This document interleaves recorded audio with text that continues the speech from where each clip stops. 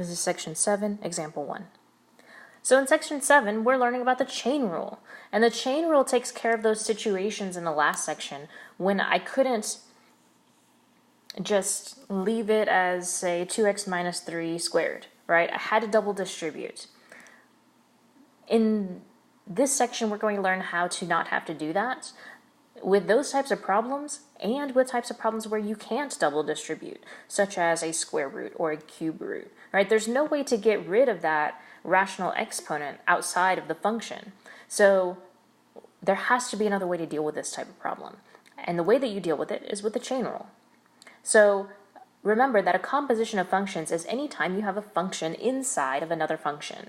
And so what you need to identify is that that is the case, right? We do actually have a function inside of another function. If you don't have that situation, then you don't need to use this rule. You don't have to worry about remembering to use the rule and apply the part that everybody forgets.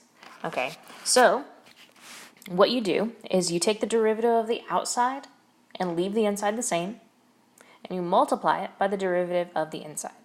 And that's what this formula says. Nobody expects you to have that formula memorized. You simply need to know how to use it, right? You need to know the rule and how to apply it. So, here we go. A. We have 2x plus 5 to the 10th power. The reason we're using the chain rule here is because we have 2x plus 5 on the inside, and then x to the 10th power is the overall function. Okay, so we have a function inside of another function. And the way you do it is like this. The derivative.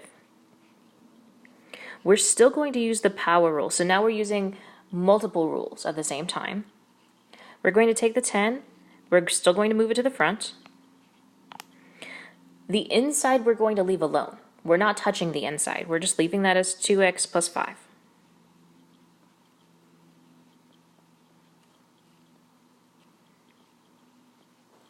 I'm going to change the exponent because remember with the power rule you subtract 1, so we have 9. And then I'm going to multiply by the derivative of the inside, which is 2. That's the answer. And of course if I were to simplify it, I could get 20 times 2x plus 5 to the 9th power, but that's not necessary. Okay, let's do another one. I have 1 over 2x minus 5 squared. The inside function is my 2x minus 5. Okay, now before I do anything, I have to make sure I don't have to use the quotient rule, because personally, I prefer to not use the quotient rule if I don't have to. If you like the quotient rule, you're welcome to use it. This would work here. You'd end up using the chain rule anyway, but we're going to make this a little bit simpler by moving the 2x minus 5 squared to the top. And remember that the way you do that is by making the exponent negative. Okay, so let me use a color to represent the inside. So that's going to be yellow. All right, so the derivative. Taking the exponent, moving it to the front. So we have negative 2. 2x minus 5 stays the same. No change. We change the exponent because we have to still subtract 1, so we get negative 3. And then we multiply by the derivative of the inside, which is 2. And that's the answer. And this time I'm just going to leave it like that. For C, we need to change this. We need to rewrite this as 2x minus 5 to the 1/2 power. Okay, where 2x minus 5 is the inside function and the 1/2 power that's on the outside. So now I'm going to apply the power rule with the chain rule.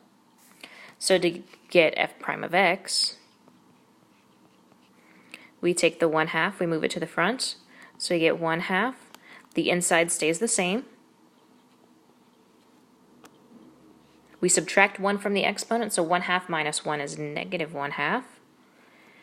And then we multiply by the derivative of the inside, which is 2. Now the part that everybody ends up forgetting on a test or quiz or the AP exam itself is multiplying by the derivative of the inside. Okay, that's the most commonly missed thing that's going to happen. All right, let's do another one. This time 4x minus 3 is the inside, so I'm going to move it to the top. So I'm going to have 4x minus 3 And I'm just going to raise that to the negative first power so that it's no longer in the denominator. Then I'm going to take the derivative. And this would work the same way if you use quotient rule, right? You just don't have to. So we have the negative 1 moved to the front. So we have negative. Inside stays the same. No change. Negative 2 because we subtract 1. And then we multiply by the derivative of the inside, which is 4. For part E, again, I'm going to change that. We'll have 3 times, oops, the inside here is all of that. So 3x squared minus 2x plus 1 to the third power. So when I take the derivative, I bring this 3 to the front. There's already a 3 there, so we just multiply it. So we get 9 times the inside stays the same, 3x squared minus 2x plus 1. 3 minus 1 is 2. And then we multiply by the derivative of the inside, which was 6x minus 2.